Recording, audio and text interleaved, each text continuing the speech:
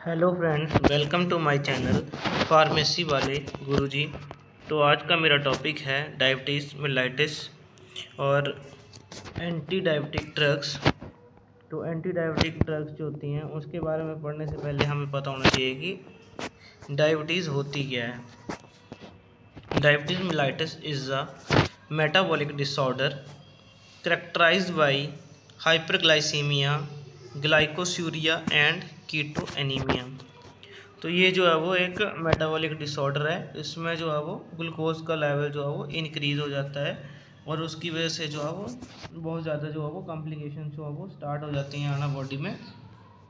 इसके जो कॉम्प्लिकेशंस हैं वो होगी retinopathy, neuropathy, nephropathy, diabetic foot ulcer. ये सारे जो है उसकी कॉम्प्लिकेशंस हैं। नेक्स्ट है पैथोफिजियोलॉजी ऑफ डायबिटीज मेलाइटिस।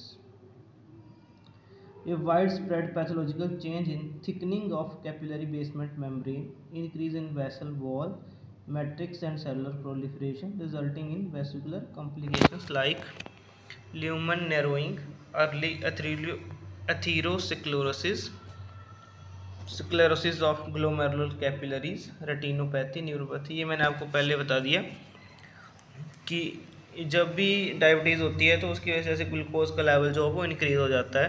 तो ग्लूकोज का लेवल जब इंक्रीज़ होता है, अगर उसको हम कंट्रोल नहीं करते हैं तो वो हमारी बॉडी के डिफरेंट जो ऑर्गन है उनको इफ़ेक्ट करता है और वहाँ पे जाके जो है वो कॉम्प्लिकेशंस काउज करता है। जैसे एथेरोस्क्लेरोसिस हो जाएगी, रेटिनोपैथी होगी, न्यूरोपैथी हो जाएगी। ये सारे जो है वो कॉम्प्लिकेशंस हैं। तो जो पैथोफिजियोलॉजी है उसमें होता क्या है, जो हमारा पैनक्रियाज होता है वहाँ पे जो है वो बीटा सेल्स होते हैं। तो बीटा सेल जो है वो जब अपना काम करना बंद कर देंगे तो बीटा सेल जो है वो इंसुलिन रिलीज़ करते हैं। जब बीटा सेल जो है वो इंसुलिन रिलीज़ करना बंद कर देंगे तो उसकी वजह से डायबिटीज़ हो जाएगी। उसको बोलते हैं डायबिटीज़ मेलाइटिस। तो डायबिटीज़ जो वो दो टाइप की होती है। जब हमारे बीटा सेल्स टोटली डैमेज हो जाते हैं तो उसको हम बोलते हैं टाइप 1 डायबिटीज़ मेलाइटिस। उसको बोलते हैं हम इंसुलिन डिपेंडेंट डायबिटीज़ मेलाइटिस। और जो बीटा सेल्स होते हैं जो ठीक होते हैं पर वो जो इंसुलिन है उसको प्रॉपर जो वो रिलीज़ नहीं कर पाते हैं, तो उस केस में हम बोलते हैं in non insulin dependent diabetes mellitus. Type 2 diabetes mellitus भी इसको बोलते हैं। मेजर टाइप में दो टाइप की होती है, डायबिटीज़ टाइप 1 और टाइप 2। मैंने आपको पहले बता दिया कि टाइप 1 में क्या होता है और टाइप 2 में क्या होता है। नेक्स्ट है इंसुलिन। तो इंसुलिन जो है वो हमारी बॉडी में इम्पोर्टेंट रोल जो फॉलो करता है, क्योंकि जो इंसुलिन होता है वो ग्लूकोज को ग्लाइकोजन में कन्वर्ट करता है ताकि जो हमारी बॉडी में ग्लूकोज का लेवल जो है वो ज़्यादा ना रहे।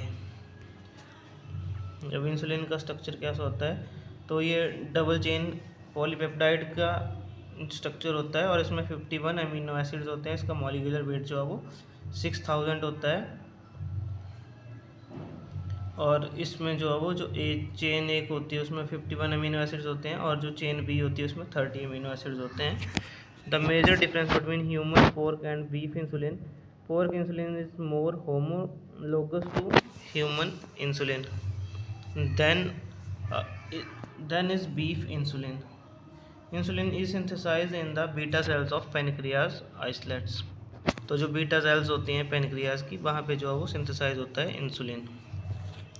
नेक्स्ट है एक्शंस ऑफ इंसुलिन। तो ग्लूकोज को ये जो है वो कन्वर्ट करता है ग्लाइकोजन में और जो हमारे मसल्स होते हैं, एडिपोज टिश्यू होते हैं, वहाँ पे स्टोर करता है।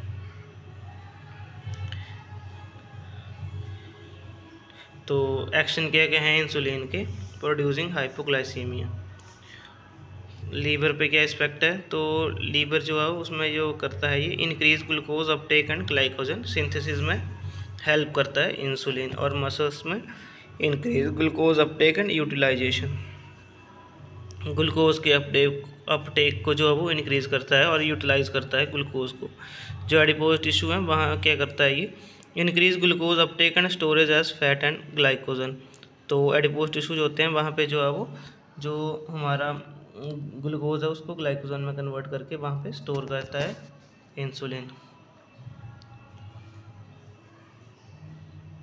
और इससे जो है वो distributed only extracellularly get degraded. अगर इसको हम ओरली देते हैं तो ये जो है वो डिग्रेड हो जाता है, तो इसको जो है हम एक्स्ट्रा सेलुलरली देते हैं या सबक्यूटेनियसली देते हैं ताकि जो है वो अपना एक्शन शो करे, क्योंकि ये ओरली जो है वो इनएक्टिवेट हो जाता है और उसके बाद जो है अपना एक्शन शो नहीं कर पाता है।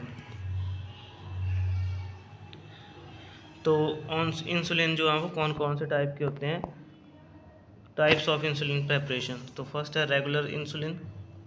It is buffered natural pH solution of unmodified insulin stabilized by a small amount of zinc. तो इसमें जो है वो जिंक आयंस होते हैं, इसको हेक्सामर्स भी बोलते हैं।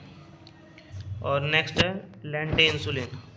To type of insulin zinc suspension have been produced. The one with large particle is crystalline and particularly insoluble in water.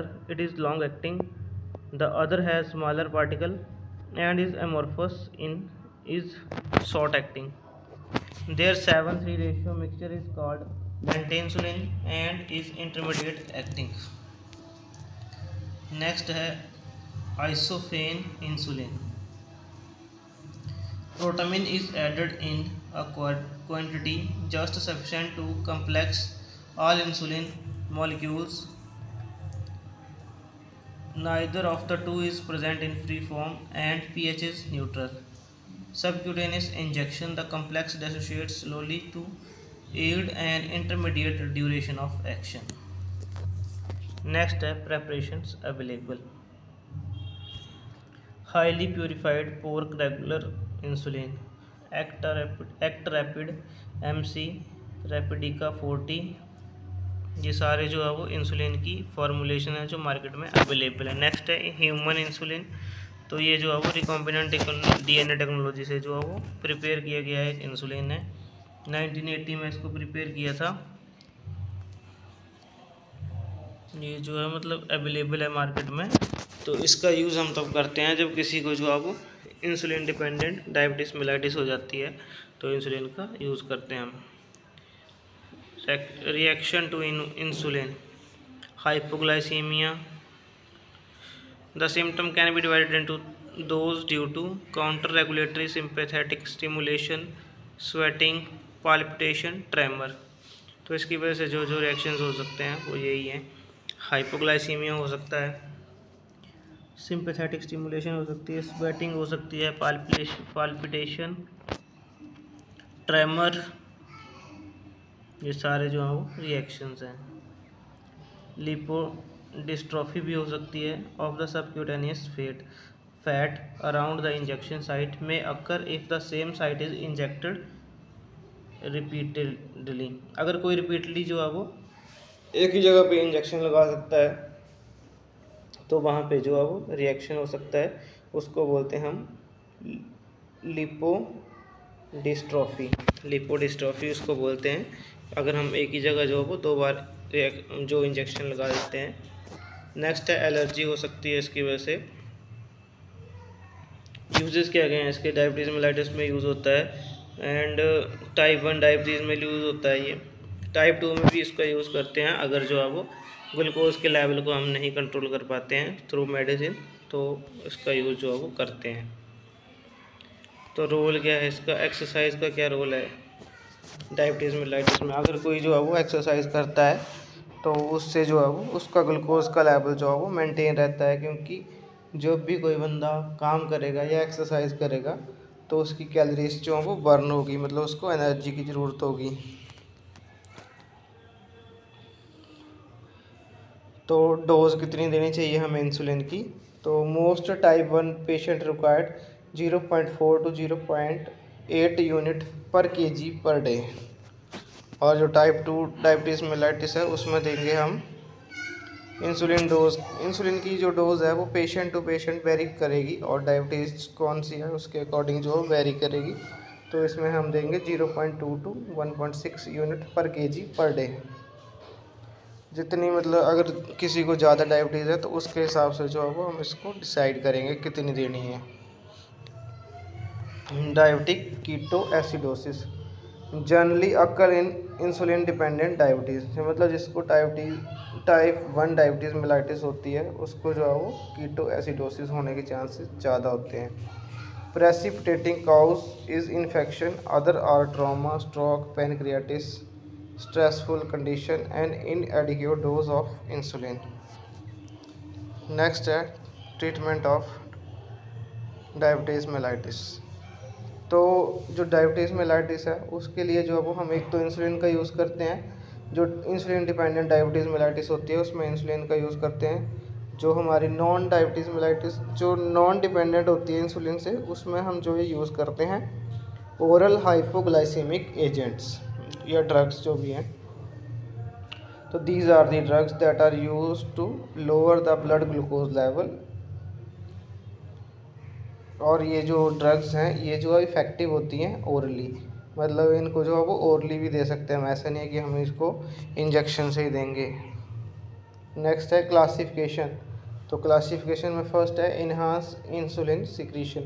तो जो बीटा सेल्स हैं उनको जो है एक्टिवेट करेंगे जाके, और जो इंसुलिन की सिक्रीशन है उसको इंक्रीज़ करवाएंगे। तो इसमें कौन कौन सी ड्रग्स आती हैं? फर्स्ट है सल्फोनाइल यूरियाज, फर्स्ट जनरेशन में हमारी आती है टोलब्यूटामाइड, सेकंड जनरेशन में आती है ग्लिबिनिक्लामाइड, ग्लिपिजाइड। नेक्स्ट है मैग्लिटिनाइड एनालॉग्स, इसमें आती है रैपाग्लिनाइड, नेटिग्लिनाइड। नेक्स्ट है glucagon like peptide 1 receptor agonist, injectable drugs हैं। इसमें हमारी आती है एक्सटेंडाइड, लीराग्लूटाइड। नेक्स्ट है डाईपेप्टाइडाइल पेप्टाइडेज 4 इनहिबिटर्स, इसमें आती है सीटाग्लिप्टिन एंड बिल्टाग्लिप्टिन। नेक्स्ट है ओवरकम इंसुलिन रेजिस्टेंस। तो इसमें फर्स्ट है बिगुनाइड्स में हमारी ड्रग आती है मेटफॉर्मिन। नेक्स्ट है थायाजोलिडीन डायोन डेरिवेटिव्स, इसमें हमारी आती है पियोग्लिटाजोन। मिसलेनियस में आते हैं alpha glucosidase inhibitor, acarbose, miglitol, voglibose. Next है sodium glucose co transport 2 inhibitors, इसमें हमारी ड्रग आती है dapagliflozin, drug which enhance glucose secretion. तो अब इसमें हमारी आती है sulfonylurea provoke a brisk release of insulin from pancreas, ये जो है वो एक्ट करती हैं।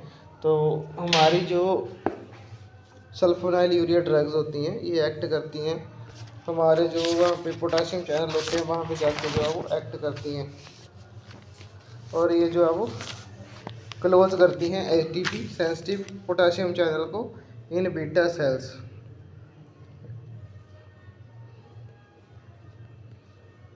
और जो इंसुलिन की सिक्रीशन है उसको इंक्रीज़ करवाती हैं और उसको बढ़ा देती हैं। नेक्स्ट है adverse effect of sulfonyl urea. तो इसका एडवर्स इफेक्ट है हाइपोग्लाइसीमिया एंड हाइपरसेंसिटिविटी। नेक्स्ट है मैग्लिटिनाइड एनालॉग्स, इसमें हमारा आता है पोटाशियम ATPase चैनल ब्लॉकर्स।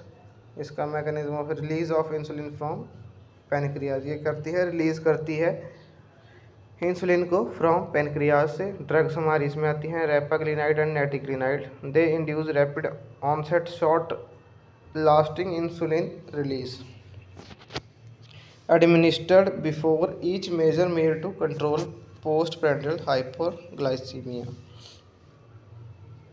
ये जो ड्रग्स हैं मतलब इसको खाने से पहले जो भी हमने खाना है तो उससे पहले जो है वो इस ड्रग को देंगे ताकि जो है वो हाइपरग्लाइसीमिया को हम मेंटेन कर सकें। नेक्स्ट है glucagon like peptidase receptor agonist. तो इसमें हमारी ड्रग आती है एक्सीनेटाइड। तो it induces insulin release from pancreatic beta cells, inhibit glucagon release from alpha cells, shows gastric emptying and suppresses appetite. तो ये जो है भूख को कम करती है, मतलब भूख को कम करेगी ताकि ग्लूकोज, जैसे हम खाना खाते हैं तो वो कार्बोहाइड्रेट में जैसे कार्बोहाइड्रेट लेंगे तो उसको ग्लूकोज में जो है वो ब्रेक डाउन होता है हमारी बॉडी में, और जो फैट्स लेते हैं वो ग्लिसरॉल और फैटी एसिड में कन्वर्ट हो जाता है। तो अगर जो है वो हम कम जो है वो ग्लूकोज लेंगे, मतलब कार्बोहाइड्रेट कम लेंगे तो वो ग्लूकोज की फॉर्मेशन जो है वो बॉडी में कम होगी। तो ये जो है वो सुप्रेस करती है हमारी भूख को। नेक्स्ट है dipeptidase. Dipeptidyl peptidase 4 inhibitors. DPP-4 is rapid degradation of endogenous GLP-1. Orally active inhibitors of DPP-4 have been developed as indirectly acting insulin secretagoneous। इसमें हमारी ड्रग्स आती हैं sitagliptin, vildagliptin, saxagliptin. Drug which overcome insulin resistance. अच्छा, मतलब ऐसी कौन सी drugs हैं जो इंसुलिन की रेजिस्टेंस को कम करती हैं, तो उसमें हमारी ड्रग आती हैं पेगोनाइड्स। पेगोनाइड्स में हमारी ड्रग आती है metformin, phenformin. Higher risk of lactic acidosis, banned in India since 2003। Metformin enhances insulin mediated glucose uptake and disposal in skeletal muscles and fat। adverse effect है इसका lactic acidosis and GI intolerance. Next है थियाजोलिडीन डाइओन derivative. तो इसमें drug आती है हमारी pioglitazone और इसका मैकेनिज्म ऑफ एक्शन है glitazone tend to reverse insulin resistance by enhancing GLUT4 expression and translocation. Entry of glucose into muscle and fat is improved. Rosiglitazone is banned in India due to unacceptable increase in risk of myocardial infarction, congestive heart failure, stroke and death। Next है miscellaneous. तो miscellaneous में हमारी आती है drug अकारवेज आती है alpha glucosidase inhibitor में। ये इनहिबिट करती है alpha glucosidase the final enzyme for the digestion of carbohydrate in the brush border of small intestine mucosa. मतलब जो हमारा अल्फ़ा ग्लूकोसिडेज है वो फाइनल एंजाइम है जो डाइजेशन में हेल्प करता है कार्बोहाइड्रेट के कन्वर्ट करता है ग्लूकोज में। तो अगर हम इसको इनहिबिट कर देंगे तो ग्लूकोज में कन्वर्ट नहीं हो पाएगी।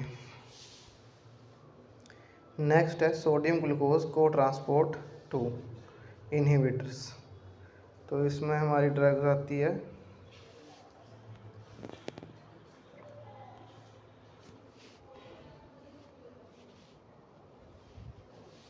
Practically all the glucose filters at the glomerulus is reabsorbed in the proximal tubules, the major transporter which accomplishes this is SGLT2। sodium glucose co-transport 2 inhibition of SGLT2 induce glycosuria and lower blood glucose in type 2 diabetes mellitus as well as cause weight loss. कई बार ऐसा होता है कि जब भी हमारा wait जो है वो गेन होता है तो उसकी वजह से जो है वो लिपिड का लेवल जो है वो बॉडी में बढ़ जाता है, फैट का लेवल बढ़ जाता है, तो जो ग्लूकोज है वो कन्वर्ट हो जाता है ग्लाइकोजन में। तो अगर हमारे जैसे हम डाइट ले रहे हैं उसमें जो हम ज़्यादा ले रहे हैं तो कई बार ऐसा होता है कि ग्लाइकोसाइड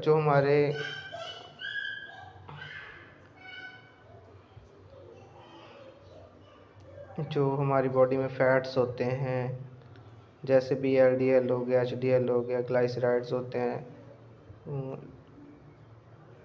लिपोप्रोटीन्स होते हैं, जब इनका लेवल जो वो बॉडी में बढ़ जाता है तो उसकी वजह से जो है वो डायबिटीज़ होने के चांसेस बढ़ जाते हैं, क्योंकि जो कार्बोहाइड्रेट्स हैं वही ग्लाइकोजन में कन्वर्ट हो जाते हैं। जैसे ग्लूकोज है वही ग्लाइकोजन में कन्वर्ट होगा और एडिपोज टिश्यू में जाके स्टोर हो जाता है। तो उसकी वजह से जैसे हमारा वेट गेन होता है तब भी जो है वो डायबिटीज़ होने के चांसेस ज़्यादा होते हैं।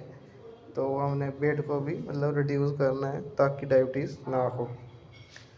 तो ये था मेरा आज का topic diabetes mellitus. Thank you.